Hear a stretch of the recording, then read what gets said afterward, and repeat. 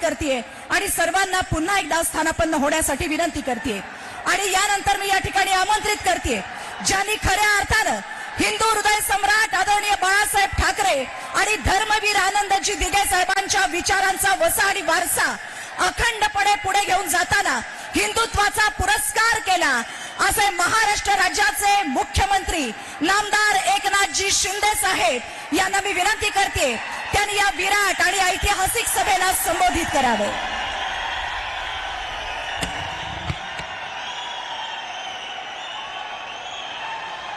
छत्रपती शिवाजी महाराज की। तिथे जे कोपऱ्यात जास्त उभे आहेत लोक, पोलिसांनी त्यांना जरा इकडे सोडले तर हजारो लोक बाहेर उभे आहेत, हजारो लोक थोडे या इकडच्या साईडला सोडा।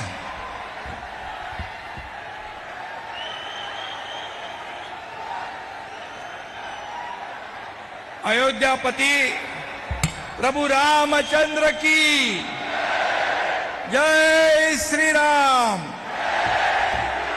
करवीर वासिनी अंबाबाईला त्रिवार वंदन। ज्योतिबाच्या नावानं चांग भलं। करवीर संस्थापिका ताराराणी साहेब यांना वंदन आणि बाळू मामांना देखील वंदन। राजश्री शाहू महाराजांना वंदन आणि या देशाचे लोकप्रिय यशस्वी आणि फक्त देशात नाही तर जगभरामध्ये पहिल्या नंबरचे लोकप्रिय प्रधानमंत्री नरेंद्र मोदीजी यांचं मी करवीर नगरीमध्ये आपल्या सगळ्यांच्या वतीने मनापासून स्वागत करतो आणि जीवाला जीव देणाऱ्या कोल्हापूरकर वासियांना माझा रामराम करतो, नमस्कार करतो।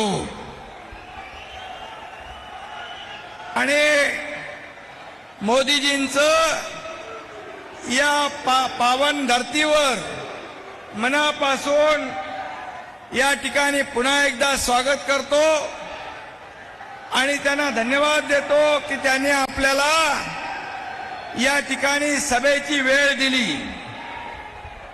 खरं म्हणजे महायुतीवर आणि आदरणीय मोदीजींवर विश्वास ठेवून या ठिकाणी प्रचंड असा जनसागर लोटलेला आहे आणि यामुळे आपले महायुतीचे उमेदवार संजय मंडलिक आणि धैर्यशील माने हे जिंकल्याच माहित ना।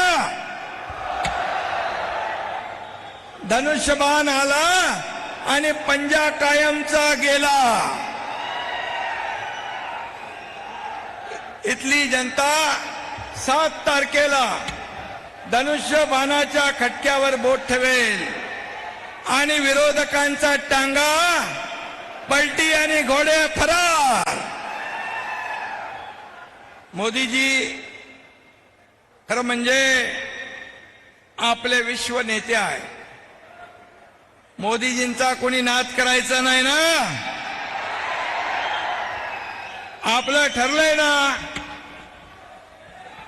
मत मोदीजींना आणि मत धनुष्यबाणाला। मगाशी देवेंद्रजींनी सांगितलंय आणि आपल्या धैर्यशीलला मत म्हणजे मोदीजींना मत, संजय मंडलिक यांना मत म्हणजे मोदीजींना मत आणि मोदीजींना मत म्हणजे देशाच्या विकासाला मत।